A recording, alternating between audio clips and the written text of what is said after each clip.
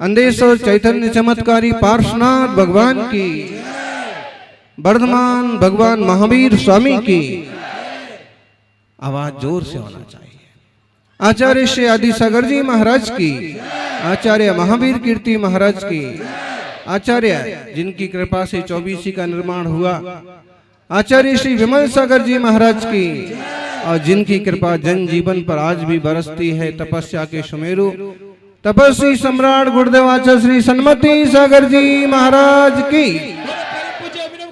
चक्रवर्ती वात्सल्य शिरोमणि अभिक्षण ज्ञानोपी के वर्तमान प्राकृताचार्य सिद्धांत चक्रवर्ती अंकलिभूषण मोहन तपस्वी राष्ट्रगुरु सरस्वती शिरोमणि धर्म साम्राज्य नायक प्राकृतिक ज्ञान केसरी अध्यात्म सरोवर के राजहंस आचार्य गुरुदेव सुनील सागर जी गुरुदेव की, गुरुदेव की जयकारा गुरुदेव का। चातुर्मास हमारे यहाँ हो, सभी ने पाली सी आस, बहुत लोगों ने आस पाली थी। चातुर्मास हमारे यहाँ हो, बहुत लोगों ने पाली थी आस, लेकिन अतिशय हुआ पारसनाथ का, कि अंधेश्वर हुआ चातुर्मास।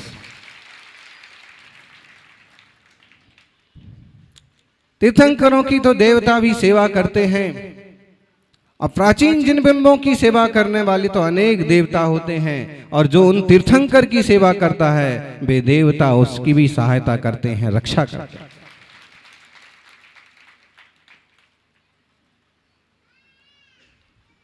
चतुर्मास होगा यहां तो जन जन का होगा उद्धार, और जन जन की भक्ति से तीर्थ का होगा जीर्णोद्धार। किन किन की भावना है कि जिनालय जो प्राचीन है, बरसों पुराना है और चूना मिट्टी का बना हुआ है, यह एक विशाल जिनालय बने और विशाल जिनालय के अंदर प्रभु पार्श्वनाथ ऐसे ही विराजे रहें। किन किन की भावना है? हाथ ऊपर करके बताइए। सबसे ज्यादा भावना है मालविया जी की, सबसे ऊपर हाथ उनके।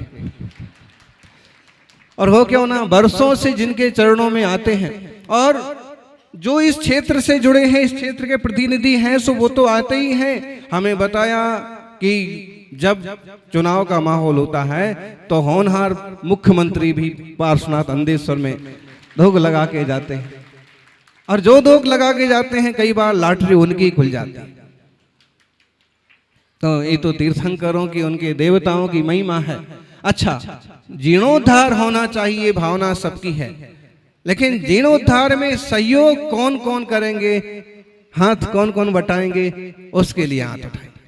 क्या कर सकते हो? तन मन धन कुछ भी होता है, बस इतने लोग सहयोग करेंगे, बाकी लोग नहीं। दोनों हाथ उठा करके अनुमोदना करिए।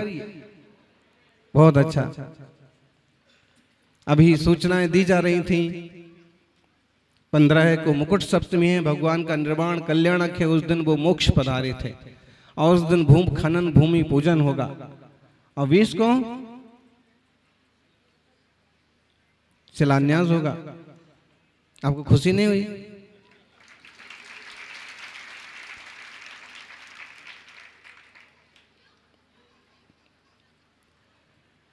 खुशी की बात है कि पार्श्वनाथ स्वामी इतनी सी छोटी सी प्राचीन प्रतिमा, और पता नहीं कितने देवता उनसे जुड़े हुए हैं, कितने भक्त उनके स्वर्ग जाकर के उनके चरणों में वापस आते हैं। तो महिमाशाली है जिन प्रतिमा, और उन प्रभु की महिमा कहिए। हम तो छोड़ चुके थे इस क्षेत्र को, घटोल वगैरह से निकलते हुए निकल ही गए थे, और पूरे ये मन था कि जहां हमें चतुर्मास करना था हम वहां तक पहुंच गए थे। वो भी जंगल था, इस बार हमारा मानस था कि इस बार फिर से जंगल। पिछले बार शांतिनाथ तीर्थ जंगल, एक छोटा सा मंदिर और पूरा। इस बार ऐसे ही मानस था। उसके लिए भी हमने सोचा कि शहर के लोग निवेदन करना बंद कर देंगे, तो शहर के लोगों के निवेदन तो चलते रहे, लेकिन फिर भी क्षेत्र की बात आई तो 4 तीर्थ के जबरदस्त आग्रह। अड़िंदा वालों ने भी बहुत कोशिश की, भावनाएं, लेकिन ऐसा कुछ योग था कि इतने विशाल संघ को बड़े परिश्रम के साथ सही लेकिन वापस अंधेश्वर आना पड़ा।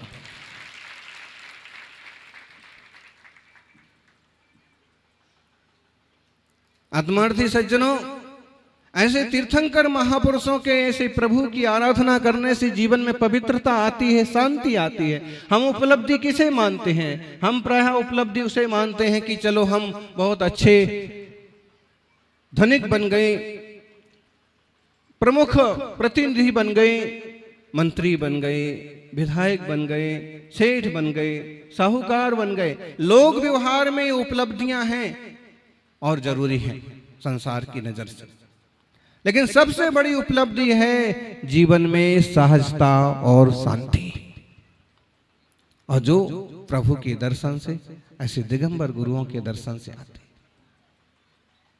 अगर संसार में सुख होता, संसार की चीजों में सुख होता, प्रतिष्ठा और वैभव में सुख होता, तो वो राजा थे और राजा सब छोड़ करके तपस्या करके पारसनाथ बने,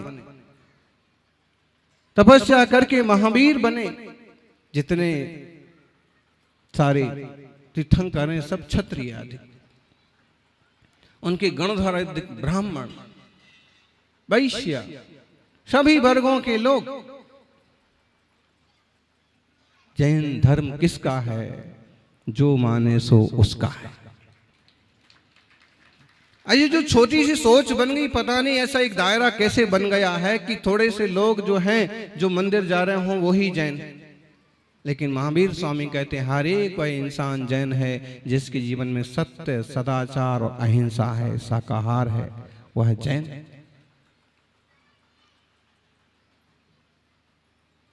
सज्जनों,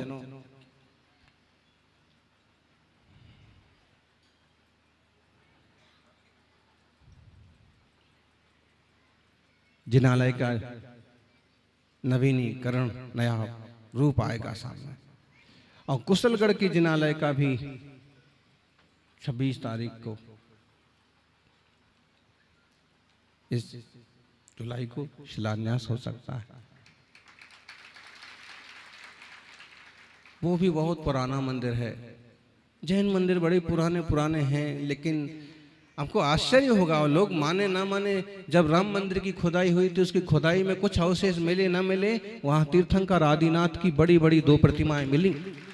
वो शो नहीं हुआ है, उसको एकदम लाइट में नहीं लाए हैं और फोकस नहीं किया है, वो सब नहीं हुआ है। एक छोटी सी संस्था थी समता वाहिनी, उसने थोड़ी सी कोशिश की थी कि इस पर कुछ फोकस किया जाए, तो छोटे बड़े लोगों ने मिलकर समझा दिया कि वैसे ही 2 लोग लड़ रहे हैं, तुम तीसरे काय को बीच में घुसते हो, शांति रखो। तो माने जहां श्री राम जन्मे, संभव है कि कभी श्री राम के महलों में आदिनाथ भगवान की मूर्ति विराजमान हो, क्योंकि आदिनाथ पहले तीर्थंकर और श्री राम का जन्म हुआ 20वें तीर्थंकर के काल में, और इक्ष्वाकु वंश आदिनाथ से प्रारंभ हुआ। श्री राम का जन्म इक्ष्वाकु वंश में हुआ। अपन उसको रघुवंश बोलते हैं क्योंकि उनके दादा के दादा के दादा रघु थे। अपन उसको इस टाइप से और दूसरा नाम देते हैं। बाकी मूल धारा इक्ष्वाकु वंश की धारा, और आदिनाथ के काल से ही जंगल जंगल में जो बसे हुए लोग हैं वो आदिवासी कहलाते हैं। इसलिए ये देश की प्राचीनतम कौम जो बहुत संस्कारित हो गए, एक समाज के बन के रह गए, वो कहलाए सभ्य समाज के नागरिक। जैनी कहलाए, ब्राह्मण कहलाए, क्षत्रिय कहलाए, लेकिन जो मूल धारा में आज तो आ गए हैं, सभी आ गए। जो मूल धारा में मूल में नहीं मिले, जंगल जंगल बस्तियां बसाते रहे, वो आदिवासी कहलाते हैं। पराया कौन है इस दुनिया में? जो लोग असहिष्णुता के बीज बोते हैं, इसको पराया समझते हैं, उसको पराया समझते हैं। वास्तव में इंसान इंसान एक है, पराया कोई नहीं है। अरे भगवान ने नहीं बनाया है ये कि आप एक दूसरे से बैर विरोध करके रहो। क्या करेगा प्यार वो ईमान से, क्या करेगा प्यार वो भगवान से, इंसान की कोख से जन्म लेकर कर ना सका प्यार जो इंसान से। सबके प्रति आत्मभाव होना चाहिए, और ये मुनि दिगंबर मुनि तो पेड़ पौधे पशु पंछी कीड़े मकोड़ों में भी भगवान आत्मा है, वह भी प्रभु है, वह भी होनहार भगवान है। मारा ना जाए, हमसे कुचला ना जाए, एक जगह चतुर्मास करना, क्योंकि बहुत जीव राशि उत्पन्न होती है। चलेंगे फिरेंगे जीव मरेंगे, इसलिए हमें कहीं नहीं जाना, हम यहीं रहेंगे अंधेश्वर दरबार में। सब ताली बजाने वाले भी रहेंगे हैं, आप सब विद्याधर लोग हैं, विद्या संपन्न हैं, अभी यूं विमान में बैठेंगे और अभी बागीद्वारा पहुंच जाएंगे, अभी कुशलगढ़ पहुंच जाएंगे, बांसवाड़ा पहुंच जाएंगे। लेकिन उसके फायदे भी हैं कि आप चाहें तो उसी वाहन में बैठ करके गुरु चरणों में भी पहुंच जाएंगे, भगवान के चरणों में भी पहुंच जाएंगे। उसी मोबाइल पर आजकल इतने खतरनाक खेल हो रहे हैं, और उसी मोबाइल पर कई लोग धर्म ज्ञान कर रहे हैं, आध्यात्मिक चर्चा कर रहे हैं, नई पीढ़ी को संस्कारित कर रहे हैं, ऑनलाइन शिक्षा दे रहे हैं। सब चीज के दो प्रयोग होते हैं, चाहो तो सीधा करो, चाहो तो उल्टा करो।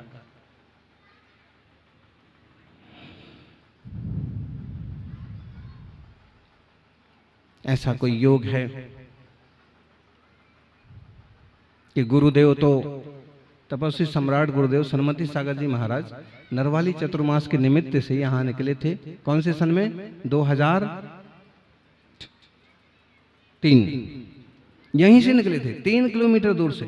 खूब कोशिश की, लेकिन वो 3 किलोमीटर भी कोई ला नहीं पाए। एक समय वो पड़ गया कि 3 किलोमीटर भी नहीं आए, और एक समय ये आ गया कि 130 किलोमीटर से आना पड़ा।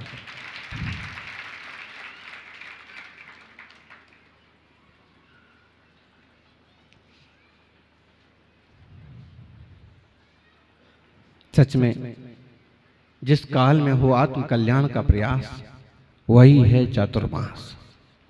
मुनि भी विराजेंगे, त्यागी तपस्वी विराजेंगे, पूरे समाज के लिए कुछ करिए, पूरे गांव के लिए।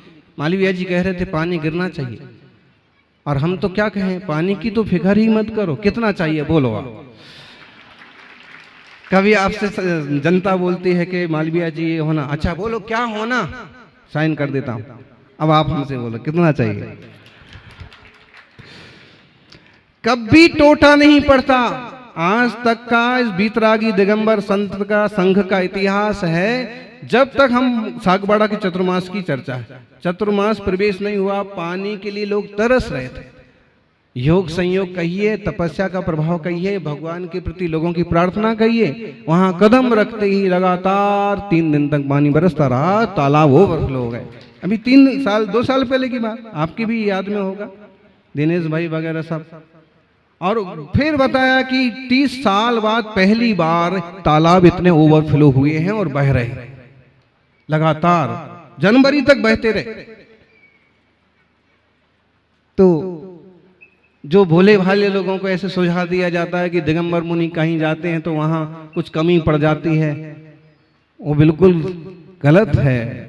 वास्तव में ऐसे तपस्वी संत जहां विराजते हैं वहां हरियाली हरियाली हो जाती है, खुशहाली खुशहाली, क्योंकि इनको चाहिए तो कुछ नहीं ना, परम पवित्र आत्मा। धरती पर चलते फिरते भगवान ढूंढने अगर कहीं हम जाएं तो आपको इस रूप के अलावा कहीं मिलना मुश्किल है। इस रूप के अलावा हम इसलिए करें चूंकि और भी साधक हैं और बड़ी साधना करते हैं, लेकिन इसलिए कि पूर्णतः महाव्रत 5 पूरी तरह से अहिंसा, सत्य, अचौर्य, ब्रह्मचर्य, अपरिग्रह, इतना कि धागा भी पास में नहीं है, और जन कल्याण की भावना, प्रत्येक जीव के लिए प्रार्थना और निरंतर आत्मशुद्धि का पुरुषार्थ। ये स्व और पर में अंतर ही नहीं समझते। जैसा मैं भगवान आत्मा, चैतन्य आत्मा, वैसे आप। कौन अमीर कौन गरीब, रुपये ज्यादा हो गए तो अमीर हो गए, रुपये कम हो गए तो गरीब हो गए हैं। अगर देखो मुख्यमंत्री जी से बहुत अच्छी दोस्ती हो गई और उन्हें कैबिनेट में शामिल कर लिया तो मंत्री बन गए, और नहीं तो कोई कारण बन गया तो फिर विधायक जी रह गए। वही विधायक जी तो मंत्री बन जाते हैं। मालवीय जी मंत्री थे, रहे हैं, और प्रभु ने चाहा तो रहेंगे।